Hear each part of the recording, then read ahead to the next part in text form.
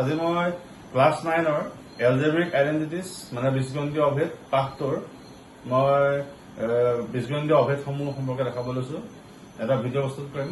তোমালোকে মোৰ চেনেলটো ছাবস্ক্ৰাইব কৰিবা, শ্বেয়াৰ কৰিবা লগৰ ফ্ৰেণ্ডছৰ লগত, আৰু মোৰ ভিডিঅ'খিনি ৰেগুলাৰলি যেন তোমালোকে মোৰ চেনেলটো চাই থাকিবা। এতিয়া মই প্ৰথম আজি আৰম্ভ কৰিছো বীজগণিতীয় অভেদ। এতিয়া ভিডিঅ'খিনি চাবা তোমালোকে। বৰ্ডত চোৱা, এতিয়া মই লিখি লৈছো কি বীজগণিতীয় অভেদ এলজেব্ৰিক আইডেন্টিটিজ।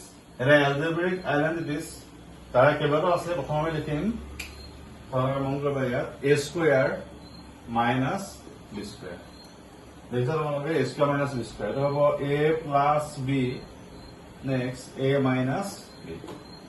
আমি এইটো কি পালো, a square minus b square equal a plus b into a minus b.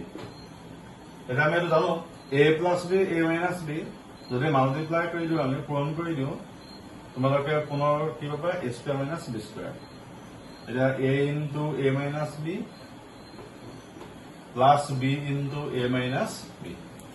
এতিয়া a into a square minus a into b a b, b into a b a or a b minus b into b b square. এতিয়া minus a b plus a b cancel গল, we get a square minus b square. আৰু আমি কি পালো, এতিয়া algebraic identities পাছৰ first হৈ পালো a square minus b square, a plus b into a minus b. এতিয়া a plus b a minus b যদি মাল্টিপ্লাই কৰো, পূৰণ কৰো, তেতিয়া আমি পুনৰ কি পাম, a square minus b square। মানে এই অভেদটো আমি প্ৰমাণ কৰিলো, মানে সাব্যস্ত কৰিলো। আমি কেনেকে কৰিলো, এ দি পেলাই মাল্টিপ্লাই কৰিলো এ মাইনাছ বি, আকৌ বি দি পেলাই মাল্টিপ্লাই কৰিলো এ মাইনাছ বি। এতিয়া এ কৰিলে এ square minus A B plus A B minus b square.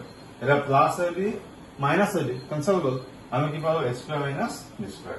এতিয়া আমি এই অভেদটো ব্যৱহাৰ কৰি আমি পূৰণ ফল উলিয়াম। তোমালোকে মন কৰিব, মই কৰি দেখাই দিম। এতিয়া মই এটা ইভালুৱেট কৰিম, তোমালোকে মন কৰিবা 25x square minus 36y square, 25x square minus 36y square. এতিয়া কুৱেশ্যনটো দেখাৰ লগে লগে তোমালোকৰ মনত কৰিব লাগিব যে ইয়াত আছে স্কোয়াৰ, মাজত আছে মাইনাছ, এইফালে আছে স্কোয়াৰ। গতিকে আমি কি মনত কৰাব লাগিব, এ স্কোয়াৰ মাইনাছ বি স্কোয়াৰ অভেদটো ইয়াত আমাৰ ব্যৱহাৰ হ'ব। এতিয়া চাবা 25x square 5x whole square আমাৰ কিয় হ'ল, এতিয়া 5ৰ বৰ্গ 25, মানে 5 স্কোয়াৰ ইজ 25, 5 5 জাৰ 25, ইয়াত পালে x স্কোয়াৰ। নেক্সট হৈ গ'ল মাইনাছ 36, 6 6 জাৰ 36, 6 স্কোয়াৰ কিমান হ'ব 36, আমি কি লিখিম 6y হোল স্কোয়াৰ, মানে 6 বৰ্গ 36, এইটো পালে y স্কোয়াৰ। এতিয়া আমাৰ হৈ গ'ল এ স্কোয়াৰ মাইনাছ বি স্কোয়াৰ, আমি অভেদটো পাই গলো। ইয়াত এ মানে পালো 5x, বি মানে পালো 6y, এ স্কোয়াৰ মাইনাছ বি স্কোয়াৰ। আমি কি লিখিব পাৰিম, এইটো পাৰিম এ প্লাছ বি, এইটো হ'ব আমাৰ এ মাইনাছ বি, এইটো এ প্লাছ বি, এইটো হ'ব এ মাইনাছ বি। তই নিশ্চয় গম পাইছা।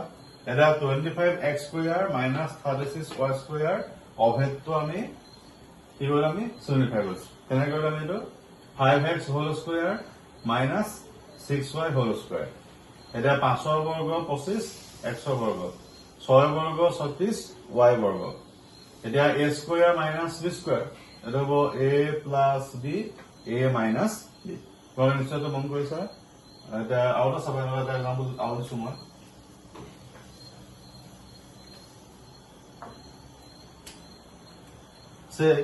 তোমালোকক দিলে 5x প্লাছ 6y আৰু ইনটু এইটো দিলে আমাৰ 5x মাইনাছ 6y।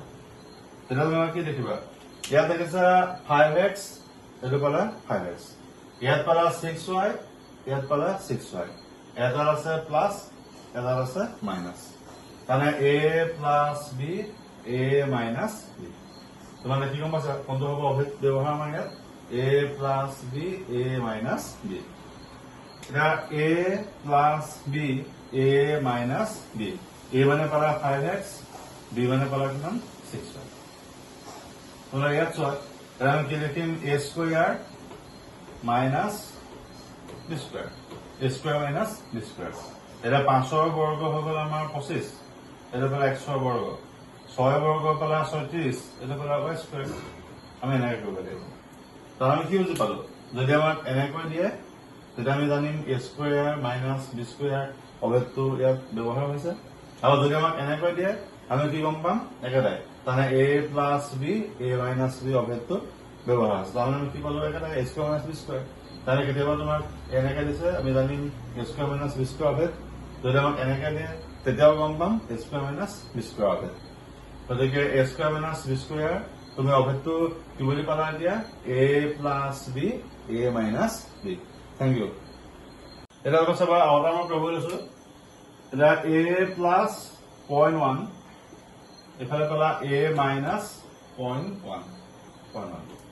এটা a প্লাস 0.1 আৰু a মাইনাস 0.1 তাহলে আমি ইয়াত একেবাৰে লিখিছো a প্লাস b আৰু into a minus b formula অভেদটো আমি ব্যৱহাৰ কৰিছো a plus b a minus b আমি কি লিখিম a square minus b square ইয়াত কি পালা a square minus b square এটা আমি লিখিম a স্কয়ার আহিব এটা মাইনাস এটা 0.1 হোল স্কয়ার আমি কি লিখিম তাৰমানে পইণ্ট এবাৰ কৰি দিব সাইডত নোৱাৰে 0.1 ইনটু 0.1 1 1 জাৰ 1 1 এগুণ 1 দশমিক হল আমাৰ দুঘৰ ইয়াত পালা এঘৰ ইয়াত পালা এঘৰ দুঘৰ গতিকে আমি দুঘৰ বনাইলো 0 দি পেলাই মানে এঘৰ দুঘৰ হৈ গল 0.01 ইয়াত কি পালা 0.01 আমি মনে কৰিলে হৈ যাব নিশ্চয়তো বুজি পাইছা a plus b a minus b a square minus b square এটা 0.1 হোল স্কয়ার মানে 0.1